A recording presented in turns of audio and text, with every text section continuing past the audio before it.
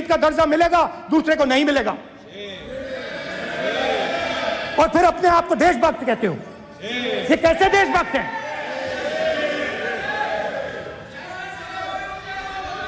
Film star जैसी photo थी उस लड़के की, फिल्म स्टार, बॉलीवुड स्टार की फोटो थी। मैं सोच रहा था, देखो इस युवा ने जान दी। स्पीकर सर,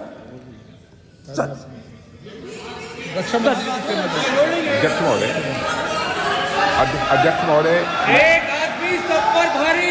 अध्यक्ष महोदय, मैं नेता प्रतिपक्ष से अनुरोध करना चाहूंगा, गलत बयानी करके सदन को गुमराह करने की कोशिश। गलत नहीं है सर, गलत नहीं है सर। लेना चाहता हूं कि युद्ध के दौरान अथवा सीमाओं की सुरक्षा के दौरान यदि हमारा कोई अग्निवीर का जवान शहीद होता है तो उसके 1 करोड़ रुपए की धनराशि सहायता के रूप में उसके परिवार को मुहैया कराई जाती है। इस प्रकार की गलत बयानी से सभी को गुमराह करने की कोशिश नहीं की जानी चाहिए। संसद महोदय, अध्यक्ष। स्पीकर सर, स्पीकर सर देखिए, स्पीकर सर देखिए, राजनाथ सिंह जी की एक राय है, मेरी एक राय है। सच्चाई अग्निवीरों को मालूम है, हमें बोलने की जरूरत नहीं है।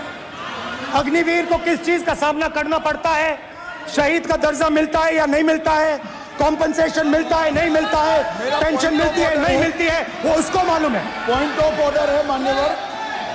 अब सदन के सामने 2 स्टेटमेंट हुए, एक हुआ विपक्ष के नेता का, दूसरा हुआ माननीय राजनाथ सिंह जी का, रक्षा मंत्री जी का। ये कहते हैं कि 1 करोड़ रुपया नहीं मिलता है।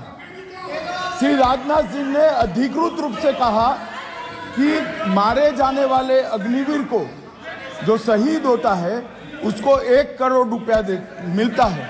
उनको फैक्चुअल पोजीशन सदन पर रखनी चाहिए मान्यवर। ये सदन झूठ बोलने की जगह नहीं है मान्यवर, यह सच बोलना चाहिए। और अगर ये नहीं रखते हैं तो उनको, ये सत्यापन नहीं करते अपने स्टेटमेंट का, तो उनको सदन और देश से और अग्निवीरों से माफी मांगनी चाहिए माननीय।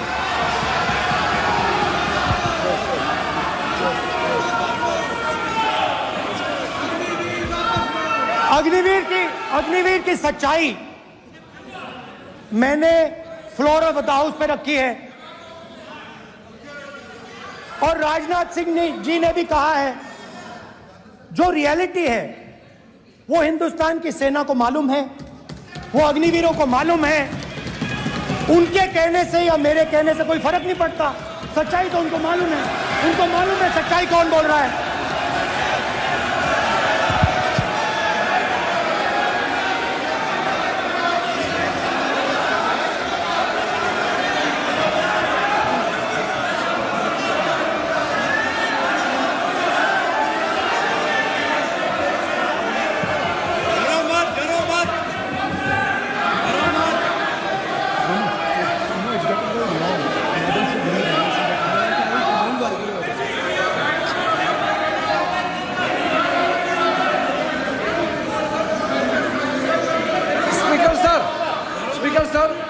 अभी डरो मत।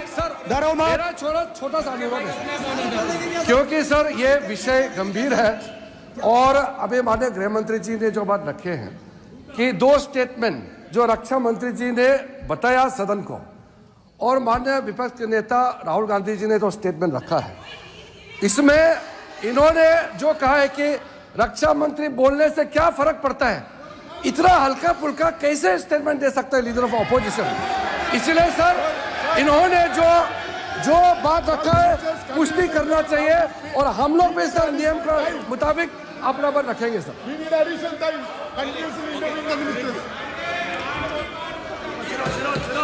और स्पीकर सर, और स्पीकर सर, देश की सेना जानती है, पूरा देश जानता है कि अग्निवीर स्कीम सेना का स्कीम नहीं है, पीएमओ का स्कीम है। और पूरी सेना जानती है कि स्कीम प्राइम मिनिस्टर का ब्रेन चाइल्ड था, स्कीम सेना का ब्रेन चाइल्ड नहीं था। जैसे जैसे नोटबंदी की गई वैसे ही आर्बिट्री तरीके से अध्यक्ष महोदय, अध्यक्ष महोदय, मैं नेता प्रतिपक्ष से विनम्रता पूर्वक अनुरोध करना चाहता हूं कि कृपया वह सदन को गुमराह करने की कोशिश न करें।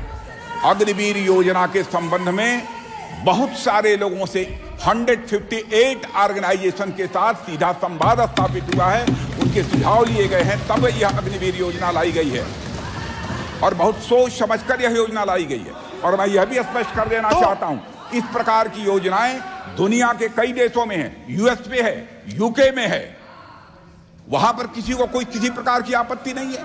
अब बिना अग्निवीर योजना के बारे में समझे, बिना उस संबंध में कोई पूरी जानकारी हासिल किए इस तरीके से सदन को गुमराह करना, इसे कदापि उचित नहीं ठहराया जा सकता।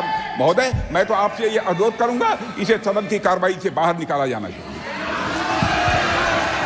आपको देखिए, सिंपल सी बात है स्पीकर सर, इनको अग्निवीर अच्छा लगता है, आप उसको रखिए, हम उसको बदल देंगे, हटा देंगे। सिंपल सी बात है, हमारी सरकार आएगी, अग्निवीर को हम हटा देंगे, क्योंकि हम सोचते हैं कि अग्निवीर सेना के खिलाफ है, जवानों के खिलाफ है, देशभक्तों के खिलाफ स्कीम है। हम इस स्कीम को नहीं चाहते।